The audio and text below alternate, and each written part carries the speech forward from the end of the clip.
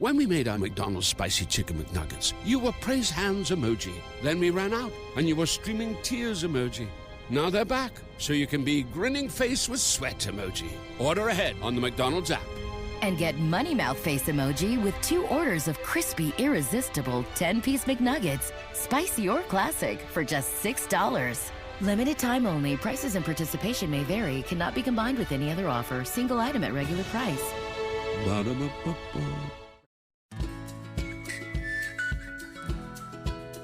This podcast is proudly sponsored by Weather Call Services. Don't be caught off guard by severe weather. Choose Weather Call.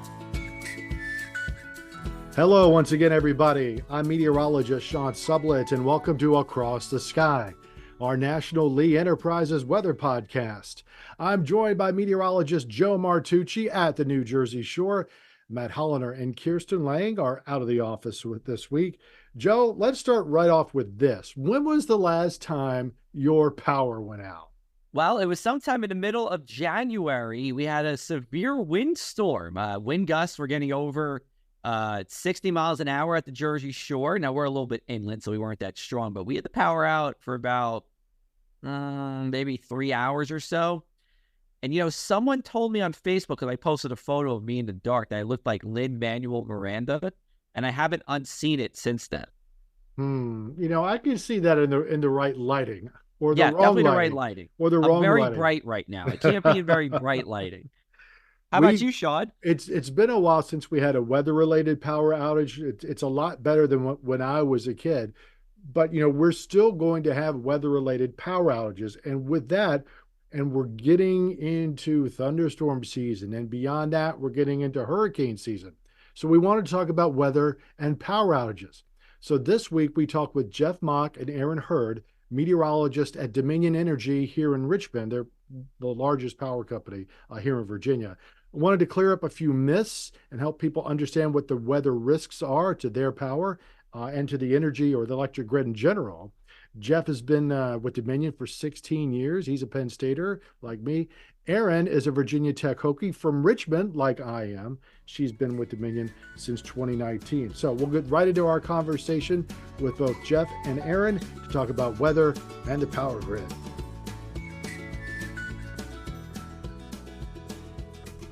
Erin, Jeff, thanks so much for joining us for this conversation. A couple of things right off the bat. And Jeff, I'll start with you for this one. Are there any misconceptions that you get as an energy meteorologist, like over and over and over again, that you would just like to attack right off the bat? I don't know. I think the big thing is TV keeps coming up. You and Joe probably see this all the time, and maybe any meteorologist that's not on TV gets this. There, people are like, "Where can I watch you?" And you say, "I work at Dominion Energy," and then the question comes up again, "Where can I watch you?" I definitely get the same thing anytime that I tell anyone I'm a meteorologist. Have I seen you on TV before? But I will say every once in a while you can catch Jeff or I on some Dominion Energy social media. Occasionally we'll do little clips here and there. So that's about the only place that you'll probably see our faces in that capacity. I find that interesting because you would think that people would have some curiosity, latent curiosity about energy and thunderstorms and heat waves and my power, but there's just none of that. Sometimes you talk to people and after you've said where you work and maybe a little bit about what we do, they say, "Oh, that makes sense. I never thought of that." If we talk to an engineer something, they're more likely to know the answers, the reasons why we're here, maybe without further explanation. And that's why we like to bring in such a wide variety of meteorologists to the podcast, because we know, Sean and I know what we're doing is only in the minority of meteorologists across the country. And, to your point, Jeff, I mean, we're not on television, but we are, doing videos and podcasts, and we work for a news site. We're still told, when are you on television? So we get it, but we're trying to change the mold here. Let me ask both of you guys, how did you get interested in energy and meteorology? Because I can speak for myself, like going into college, I didn't know anything about it. And so did most of my classmates. And a few did actually pick up energy down the line, given what they learned over college. So I'm curious to hear your story and what got you into this sector. Well, Joe, when I was at Penn State, there were people from energy companies that came in and talked to us. I think that's one of the reasons Erin and I still like to go into schools and talk to students to let people know what's out there. But even before I got to Penn State, I was interested in doing something where weather actually mattered, helping companies make decisions, keeping people safe, whatever. And it's not just energy companies, but you as a meteorologist know that there's a lot of companies, transportation companies, emergency management companies, airlines, that weather impacts the business. So those companies have meteorologists. Yeah, I have a pretty similar story. In college, I was a part of our meteorology club at Virginia Tech, and we had somebody come in from the energy sector and talk a little bit about what they did. And being from Richmond, Virginia, I know Dominion Energy very well. And I was able to meet Jeff when I came in actually for a different job. And I was like, you know what, this is how I can become a meteorologist here. And here I am as a meteorologist at Dominion. But it was the same thing. And I echo Jeff, we both really enjoy doing outreach to schools of all levels and colleges as well, just to let people know that there are so many different career paths within meteorology. Yeah, and I think intuitively, as you said at the outset, Jeff, weather affects how we're going to generate power and how we're going to supply power to individuals, companies, businesses, and all that. I'm of a certain age when I remember Dominion was just called VEPCO, Virginia Electric Power Company. And I remember as a kid, it just seemed like every time there was a thunderstorm, we had to worry about the power going out. It's not that bad anymore, obviously. But what kind of weather stresses the grid overall? Obviously, lightning is going to take out little parts here or there. But is there any other kind of larger scale weather phenomenon that tends to stress how power is transmitted or demand, what we'll call load? What kind of weather really kind of you have to be on the lookout for? Well, we're looking at all types of weather, and a lot of the exciting weather is less exciting for the people that work here at Dominion Energy. So Erin and I both enjoy all aspects of weather, and wind is probably our most frequently talked about, forecasted type of weather. Wind is the leading cause of power outages. So weather is the leading cause of power outages. And then of those weather outages, wind is the leading cause. So it could be thunderstorm wind gusts, severe thunderstorm wind gusts, maybe not even a severe thunderstorm. Maybe it's just a strong thunderstorm, 45 mile per hour winds with heavy rain. That's a concern. A tropical system or a nor'easter, a large scale wind field, that's a little bit easier to project outages from because the impact's a little more uniform versus the hit or miss thunderstorms. Some people get hit, some people don't. It's spotty. But then strong fronts coming across our area, the state of Virginia or the Carolinas, maybe the entire East Coast, and the winds with those fronts. So wind manifests itself in different ways, but that's our primary weather concern here at Dominion Energy. And when you guys talk about winds, like you said 45 miles an hour, I think, is that a number where you start getting concerned? Like at what forecast are you like, oh, geez, we should start thinking about what could happen in terms of a power outage? Yeah, that might be, Joe. It really depends, even areas. So you think about, we all go to the beach. It's coming up on that time of year. You look at our infrastructure at the beach. Well, there's fewer trees around that. Virginia Beach Outer Banks, fewer trees. Maybe the design of the equipment is a little bit different there. So we tend to have more wind along the coast, but we can withstand more wind along the coast. And then you have the interior areas. Some areas we have underground lines. Some areas we have overhead lines. And we have different types of trees. So trees with leaves or green trees, more of an issue maybe than certain times of year when there's less foliage on trees.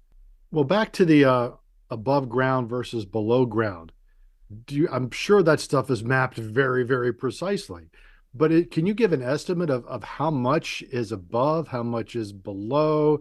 A colleague of mine is like, well, why don't they just bury them all? I'm like, well, there are issues with that too. Is there anything that you could speak of to those points?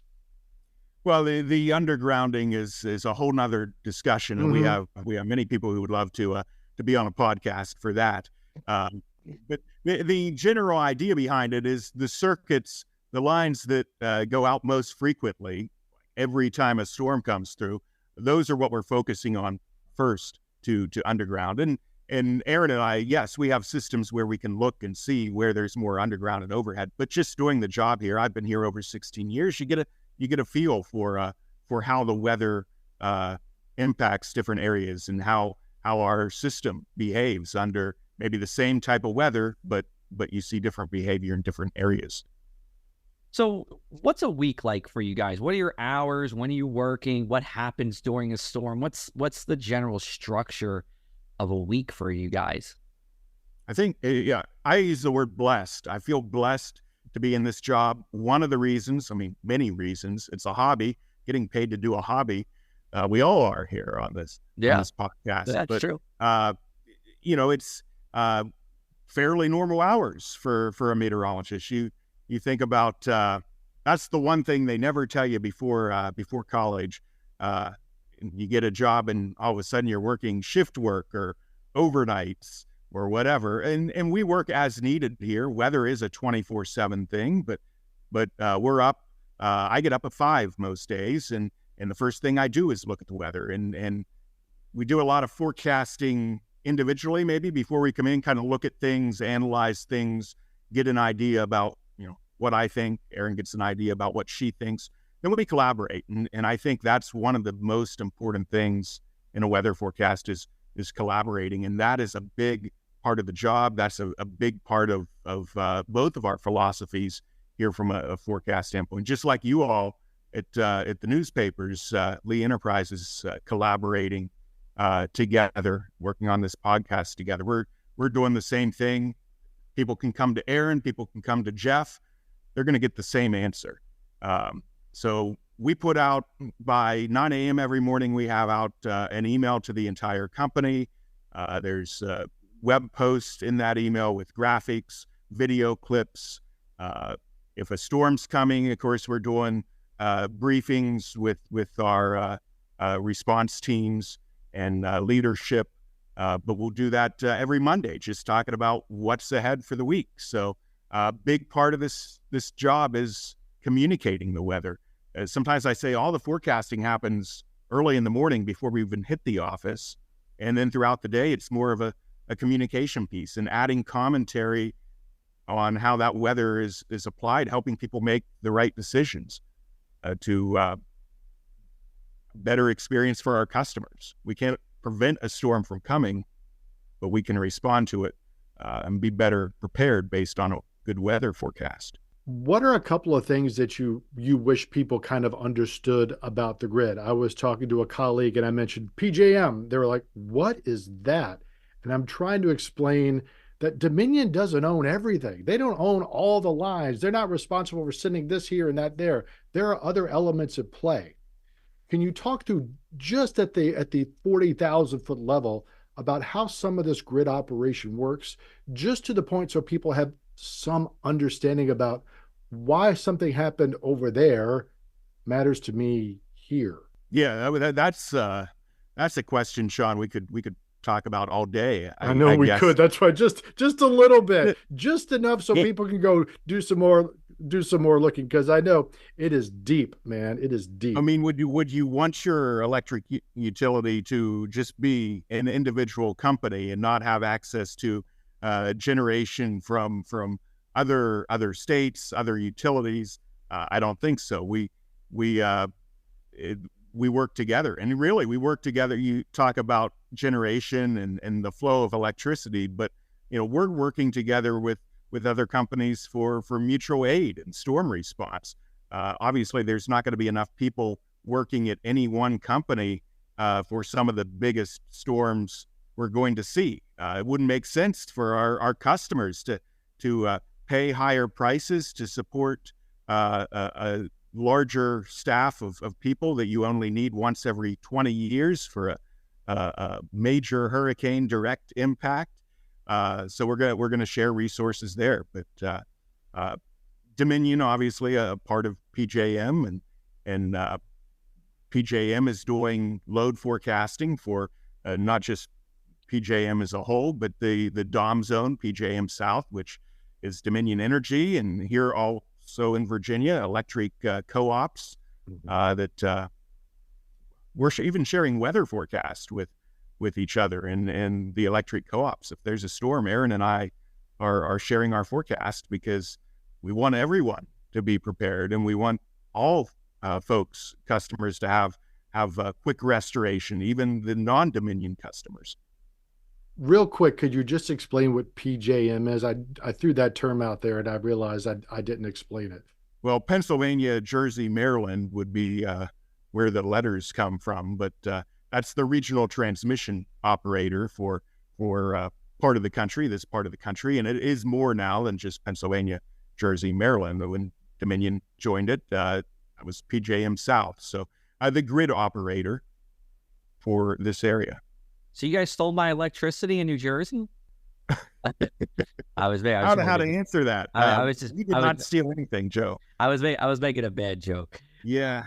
No. I do that ask Erin. She has to put up with my bad jokes all day. I'm not a dad, but I specialize in dad jokes. A lot and of then other dad people do them, and it's like, how do you respond? Well, and I sit right behind Jeff, so I get to hear them multiple times a day because if somebody new comes by and he's got to use the same joke. So, well, if I find a joke that works, sticks, if someone smiles a little bit, I'm going to reuse that for everyone that comes into the office the rest of the week. Wow. So Erin's getting it from you, Jeff, and then she got one from me today. So I apologize, Erin, for the mental anguish I'm sure you're getting today. Let's talk about actually getting into those significant weather events. Hurricanes, coastal storms, whatever have you. What is your communication like with others in the company, and how does that differ to what's happening on a day-to-day basis? I think for starters, Jeff and I both get a lot of questions. We'll still put our forecast out just like normal. A lot of the times it'll probably come out a little bit earlier because we're in the office a little bit earlier when we're in storm mode. We are talking to, everyone who's a part of the restoration team, and something that Jeff and I do, and again, it's teamwork, is we have a lot of video and conference calls during storm mode. Sometimes Jeff and I will be in one at the same time. We're both on two different calls, same time. And again, it's so important that the two of us are sending out the same message, making sure we're on the same page. And that collaboration, I think, comes even more into play when we are in storm mode and storm restoration mode. It's definitely longer hours during those times. And I don't mind. I think Erin would agree. She doesn't mind because that's what we're here for. And if weather was sunny and 75 every day, there'd be less need for us. I wouldn't have gone into meteorology, right? No, I was saying, what was that defining storm or moment?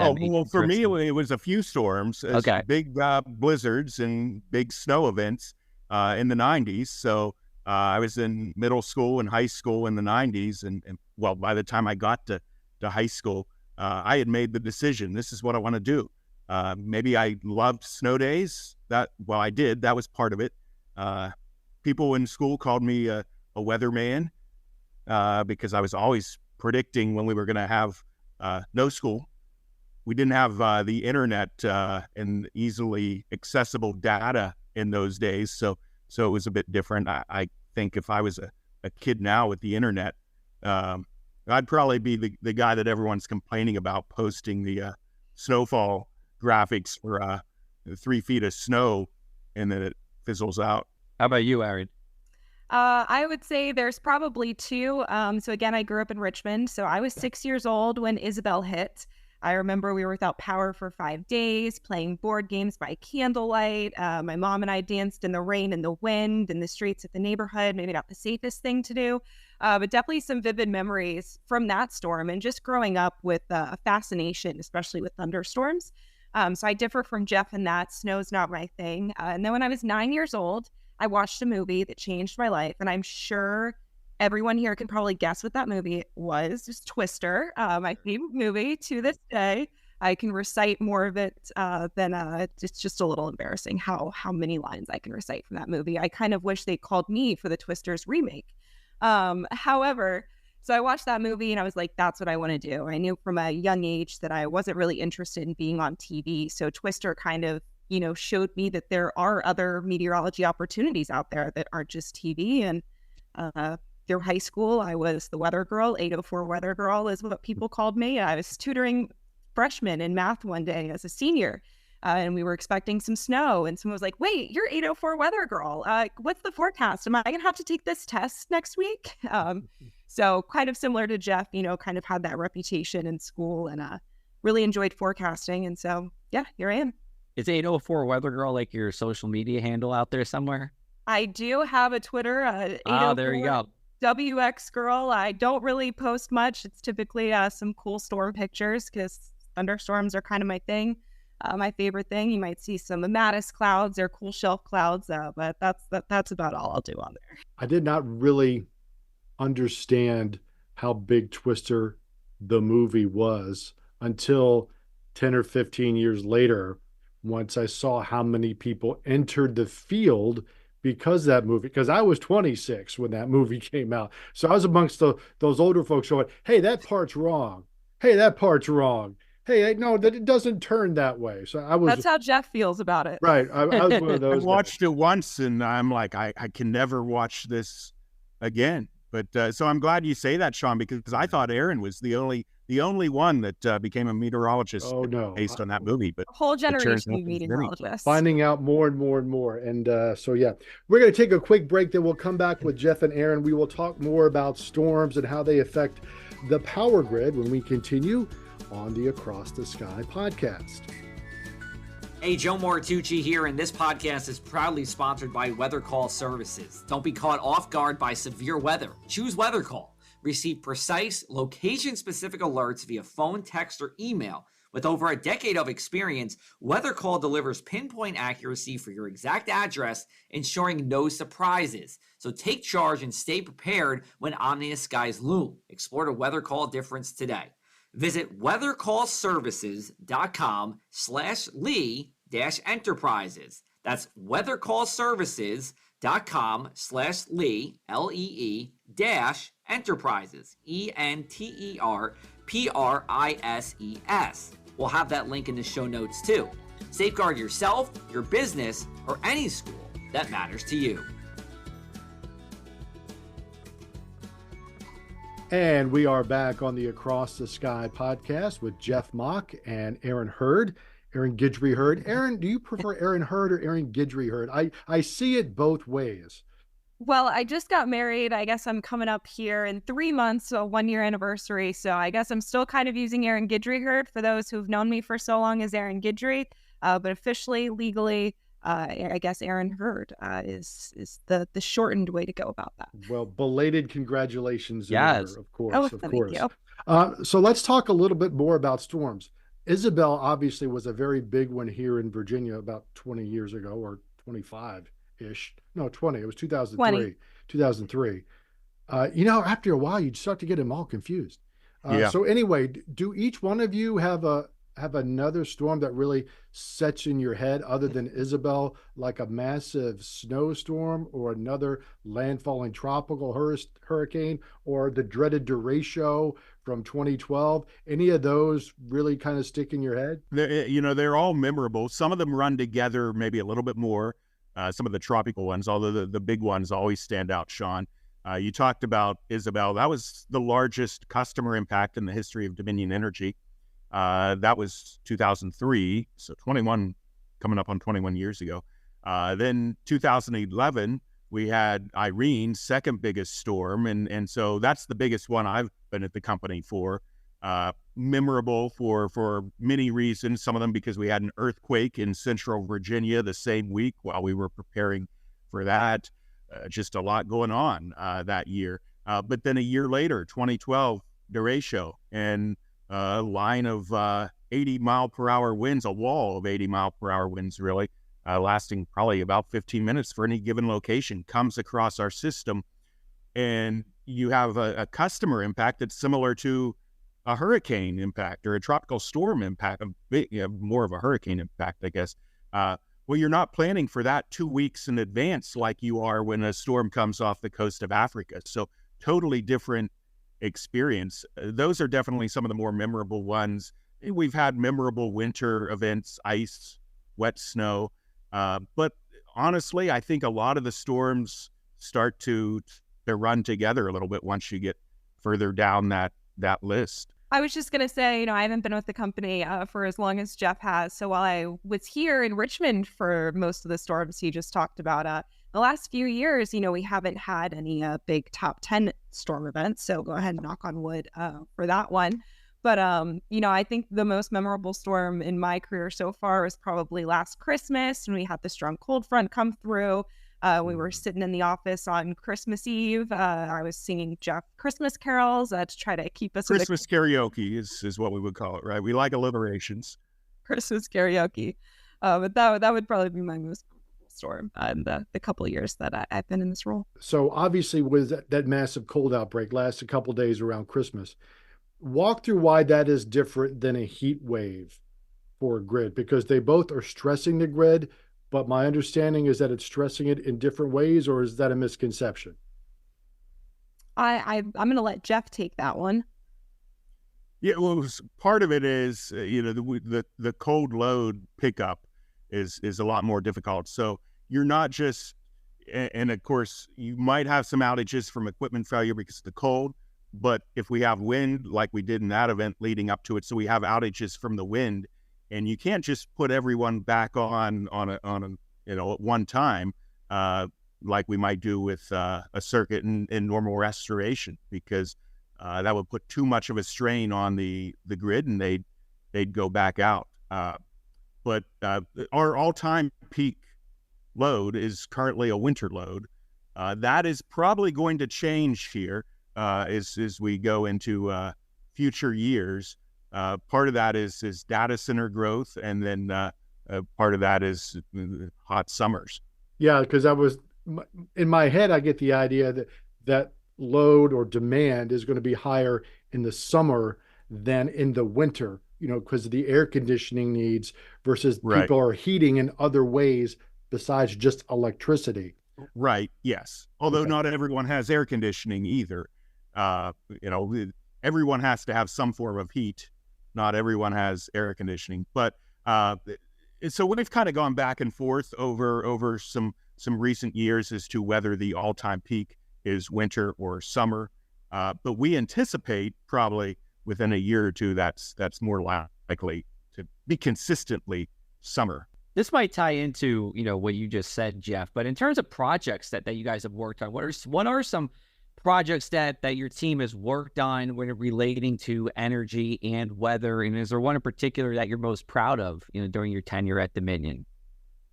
Oh, I hadn't thought about this. I think for me, proudest moments are when we get not just the weather forecast for a storm right, but the outage forecast correct. So we're projecting not just the weather, but the number of customers that we expect will experience an interruption, the number of customers affected. And then not just that, but the number of work locations. So you think about like a tree coming down on a line. That's typically more than one customer. Might be an average of 60 customers or something. So when that happens, we want to know how many locations that crews are going to have to visit to restore power. Maybe the types of damage too. Are we going to need more transformers, poles? Is it just going to be some fuse punching or putting up a few wires? Because that's the difference in the amount of resources we're going to need and the time it's going to take. But if we can get all that right with our projections, then we're well prepared. And we've had some successes where what you'd think would be a 5-day restoration ends up being a 2-day restoration, or what should be a 3-day restoration maybe ends up being a 1-day restoration, because we're just so well prepared. Even if we had a lot of customers out, we anticipated it, we're prepared. Then there's other events where maybe I think back to even the January 3rd wet snow event in part of Virginia, DC area, South 95 was shut down. People were on there for over 24 hours. We were anticipating some of that, but not to that extent. And so when people are without power, and maybe they didn't have as much warning that they might lose power, or they're without power longer than anticipated. I mean, your heart goes out to them, but I feel like we failed because if we had a better forecast, we can prevent that and we can get the lights on quicker. And to me, that's one of the most rewarding parts of this job, and what I am, most encouraged about, and part of the reason I stay here. All right, so let's shift a little bit to forecasting day to day when we don't have damaging weather ahead, and we're starting to see renewables beginning to scale up, both solar and wind. And I want to give you a little chance to talk about the offshore wind project going on 27 miles east of Virginia Beach here in Richmond. My information is that it's scaling up nicely, everything kind of going along to plan. But in terms of a weather aspect, how are you going to be forecasting that? Is that something that's going to be kind of incorporated into your regular forecasting? And is there any risk of weather damage to facilities that are difficult to get to? I'll take the first part of the question with the forecasting. Jeff and I have been forecasting for probably about the last year for the operations. So for obviously people are going out there doing maintenance on them, working on the construction of them. So we've been for about the last year forecasting that, high seas, when they can take the boats out there, et cetera. And Jeff and I have also both had the opportunity to go and see the pilot turbines, which was a really neat experience to see, exactly what is planned out there. The pilot turbines are a little shorter than what the rest are going to be. And it's kind of weird. You're out there in the middle of the ocean. You don't really have anything to compare it to. So, obviously they're very large, but how large, you're not really able to comprehend that when you're out there. But I'll let Jeff take the rest of the question. Yeah, Sean, I know you've been out there, and maybe for just in general, people think it's cool. I think we as meteorologists are really fascinated by that and the scale of it.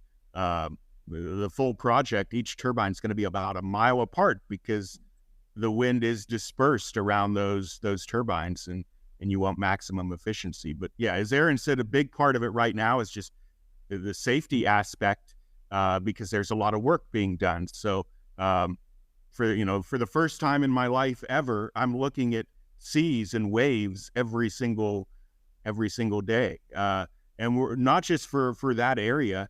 27 miles offshore, but across the Atlantic, because you mentioned the project.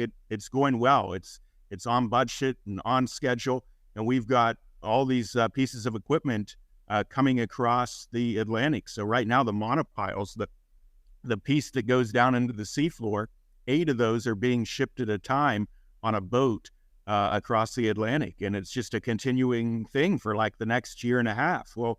So Erin and I are looking at seas all the way across the Atlantic. Now, as we get into 2026 and the project goes online, wind, not just for the operations and maintenance and construction, but wind for the generation will become more of an interest as well. So that's obviously something that we're going to be focused on here at Dominion Energy.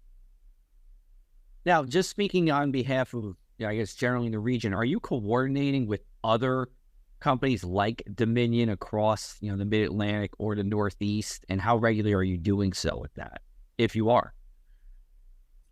From a weather forecast perspective, not day to day. I mean, that's part of the reason for PJM. So PJM is handling a lot of that, coordination for load. As far as if a storm's coming, Dominion Energy is part of the Southeast Electric Exchange, which is a group of other utilities, and really it's more than just the Southeast. There's utilities in the Midwest that are part of that group, but that's our starting point for sharing resources, what we call mutual aid, and we'll have calls before that. We'll share weather forecast, and then Erin and I do. I mean, we like you all, we network with other meteorologists, and we participate in some groups of other utility meteorologists or energy company meteorologists. So we are talking and sharing best practices and ideas, probably at least a couple of times a quarter, even without the specific weather to talk about. Gotcha. Gotcha. And is there like a group? What's like, we have the American Meteorological Society, right? For all us Yeah. meteorologists. What's like the little subgroup that they, or I should say bigger subgroup, I don't know how big it is, that you're part of? Yeah, we enjoyed hanging out with you at the AMS conference a couple months in Baltimore. ago. And yes, and there were a number of utility meteorologists there. Part of our, a lot of us are in a group, we call it Utilimet. So it's kind of a low-key thing under the radar. But we meet typically virtually, probably about once a quarter and talk. And there were some aspects at the AMS conference that focused on energy and utilities. And so some of the people from that group, Utilimet group, were involved in that as well. And, since like you said, a lot of other people in this space, I guess you see things in a different light. A lot of talk in the past couple of years about what happens in ERCOT in Texas and, other places like that. How do you feel about some of those events, knowing that what their jobs are like on the meteorologist's perspective? It is interesting after the fact to, you read about stuff in the news or you see stuff happening. Erin and I are very much in tune with what's going on at other utilities and energy companies, and sometimes that affects our company as well. But we see that, and then to talk after the fact a year or two later with someone that was involved in that, it's always interesting to hear their perspective, what was going through someone's mind during an event like that, and then hopefully what they've learned, because we can learn from them, and we want to be ready for whatever comes our way. So one of the ways to do that is to get some of the best practices and lessons learned from other people that went through it, so that we don't have to go through it. But I'm guessing, and there's a lot of noise about this, but no one type of facility is at a greater weather risk than another. Let's say a natural gas facility versus a coal facility versus a solar versus offshore wind. They all have different risks, right? I mean, there's no one magic vulnerability to one type of facility, correct? Well, here at Dominion Energy, we believe in a diverse mix of fuel and generation. That's what you need and that's what you want, because there are times when you think about these some of the most extreme cold we have in the morning. Well, the sun, first of all, it's winter, so the solar angle is different. It's morning, it's early in the day, and then there might be a cold area of high pressure over the region, so maybe the wind's not blowing at that time. So we're going to need strong base load, natural gas, nuclear. I think a lot of us see nuclear as a big part of the future. But wind is great because you're not purchasing fuel for the wind. It's the investment and the construction of it. That's the big cost going forward. You're relying on the weather, and we have a lot of days where offshore, especially off the coast of Virginia, you see more wind. And certain times a year, it's due to the temperature difference between the water and the air above it, but you see more wind at night. And so we don't have solar at night, but we've got wind at night. So maybe the wind and solar and those cases complement each other well. Yeah, and honestly, just real quick, I was surprised at how much baseload nuclear actually is providing in Virginia. I think a lot of people would be surprised that it's really a workhorse, at least it's here. Carbon free. And it is carbon free. I mean, we could have that. I mean, that disagreement could go on forever, but at the end of the day, it is carbon free, and it does a lot of baseline power. So I think a lot more. I don't want to put y'all in a spot, but that's just the nuts and bolts of it. It's safe to say, a lot more people are realizing that if we want to get away from carbon emissions and dirtier fuel types, and if we want progressively cleaner energy, nuclear is going to be a big part of that going forward. Dominion has nuclear not just here in Virginia, but in South Carolina as well, and in Connecticut. our Millstone Power Station, very important to Dominion in Connecticut. And Erin and I are looking at weather in those areas every day, and we're maintaining weather data archives for these nuclear stations. So it's a big part of what we do as well. You pretty much touched on it, but I just want to directly ask. So, going forward into the future, becoming more carbon free with the way we're generating power, a lot of that comes through renewables, and renewables aren't always reliable in the sense that, the sun's not always shining, the wind isn't always blowing, so how does that impact your operations, in terms of forecasting going forward? Like, does it become more of a challenge because as we see more of this renewable mix coming into the fold, it's also more volatile? Well, more of that on the grid, yes. It adds a complexity that we've never had to deal with before. I mean, you look at all this distributed generation, rooftop solar, not just Dominion solar facilities, but solar on the roof of a business or a large residence. And in some ways, it's more of a two-way grid now. But there's a lot of technology behind that to regulate that, to regulate the voltage and maintain a stable grid. And weather is a piece of that. So there's more of a need for higher resolution weather forecasts, and all these systems as we transform our grid. The majority of these new systems are ingesting weather data, even if it's just like current temperature data for various locations throughout our system. Yeah, as we see this kind of thing expand, the need for higher resolution, higher precision forecasting is only going to grow, but that's also a communications aspect. So it's good to have Jeff, Erin, two of you in the mix, as it were, so we can kind of move these transitions forward. Before we wrap up, where can people learn more about the work you're doing at Dominion? Where else can they find you on social media? Erin, you've got your one Twitter. Any place else that people can kind of find you? LinkedIn is the other, I guess, the other social media that I'm on. I know Jeff is on as well. We are always inviting new LinkedIn connections. So those would be my two.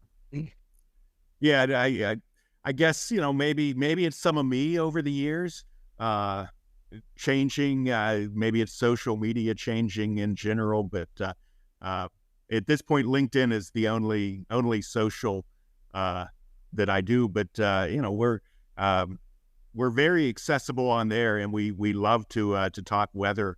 Well, thanks for joining us, spending some time with us. And best wishes for a quiet thunderstorm and a quiet tropical season, Jeff and Erin.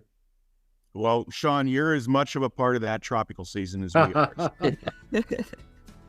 All right, everybody, stay with us. We'll be right back with some closing thoughts on the Across the Sky podcast. When we made our McDonald's spicy chicken McNuggets, you were praise hands emoji. Then we ran out, and you were streaming tears emoji. Now they're back, so you can be grinning face with sweat emoji. Order ahead on the McDonald's app. And get Money Mouth face emoji with 2 orders of crispy, irresistible 10-piece McNuggets, spicy or classic, for just $6. Limited time only. Prices and participation may vary. Cannot be combined with any other offer. Single item at regular price.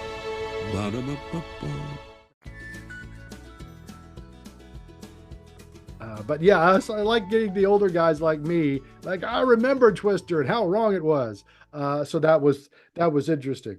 But they really do good work there, both Erin and Jeff, trying to get ahead of these storms so that they know where to dispatch crews. That's the one part. And of course, the second part is we do transition to more of a renewable energy portfolio.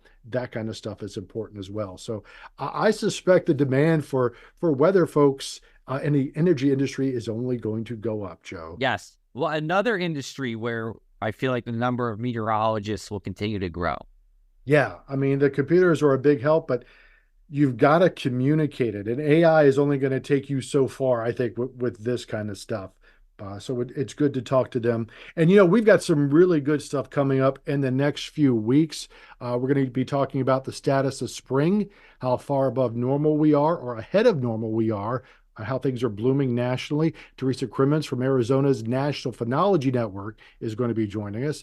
Alex DeRoziers from Colorado State is going to be joining us. Colorado State will be putting out their first hurricane outlook in just about a month. We'll talk to him about that. And lightning, we've got some great lightning questions from our audience. Chris Vagaski is going to join us again to talk all about lightning. And Joe, yes, tournament time, buddy. You have a very special guest you're going to bring on this podcast very soon. Talk to us, man. We have secured maybe the most popular meteorologist in sports today, Ken Pomeroy. Ken Pom, the guy who has revolutionized men's college basketball with his analytics. He, yes, was a meteorologist. Still is a meteorologist, but he used to work at the National Weather Service. But KenPom was just too popular. He left the Weather Service, and now he is enjoying life as a college basketball savant. So he will be coming on next Thursday. That would be March 28th to talk to us about his love for weather, NCAA tournament, and about the analytics. So really cool get that we are able to have him on. It's a different version of Moneyball. Yes, that is true. Different version of Moneyball.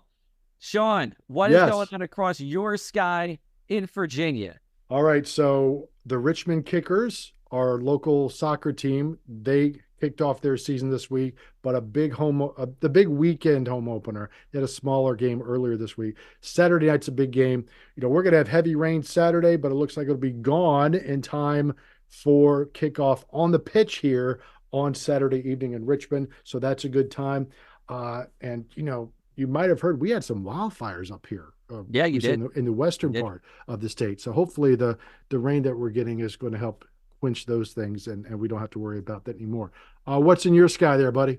Okay, so you got to stay with me on this one. I'm going to talk about voting because my mind has been blown in the past 2 weeks. So when you are in New Jersey and you go vote, however you vote, you get this very long sheet of paper. Like I'm using my hand. It's probably 2 feet wide. And you have all these columns. So like, let's say you're voting for your senator, right? Well, you have column A, and then you have a gap in column B, C, D, and E, and then an F. There's another senator sitting out there in pretty much no man's land. I thought this happened all across the country. Apparently, New Jersey is the only state to do something called the, quote, party line.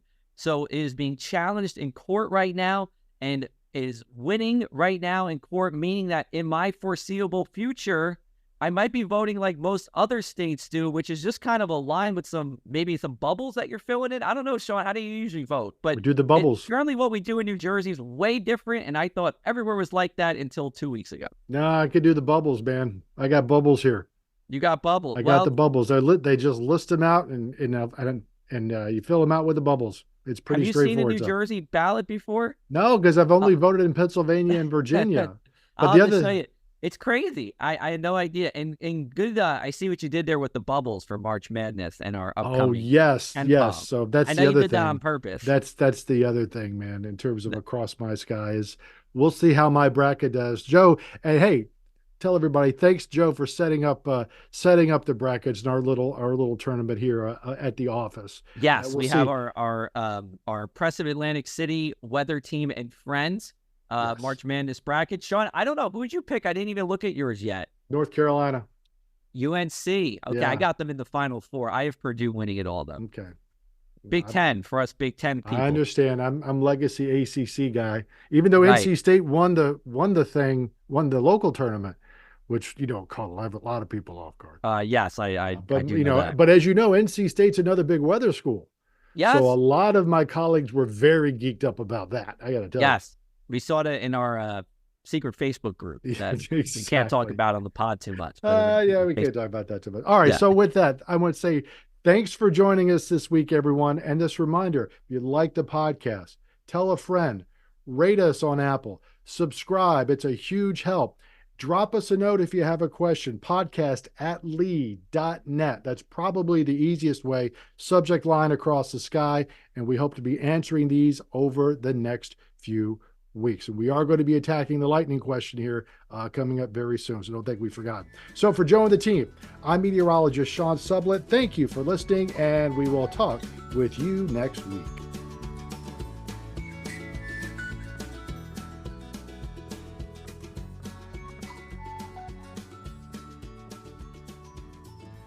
When we made our McDonald's Spicy Chicken McNuggets, you were praise hands emoji. Then we ran out, and you were streaming tears emoji. Now they're back, so you can be grinning face with sweat emoji. Order ahead on the McDonald's app. And get Money Mouth Face emoji with 2 orders of crispy, irresistible 10-piece McNuggets, spicy or classic, for just $6. Limited time only. Prices and participation may vary. Cannot be combined with any other offer. Single item at regular price. Ba-da-ba-ba-ba. When we made our McDonald's Spicy Chicken McNuggets, you were praise hands emoji. Then we ran out, and you were streaming tears emoji.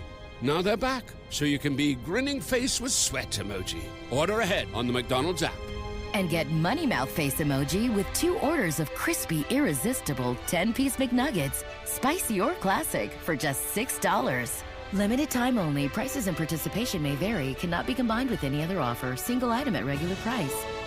Ba-da-ba-ba-ba.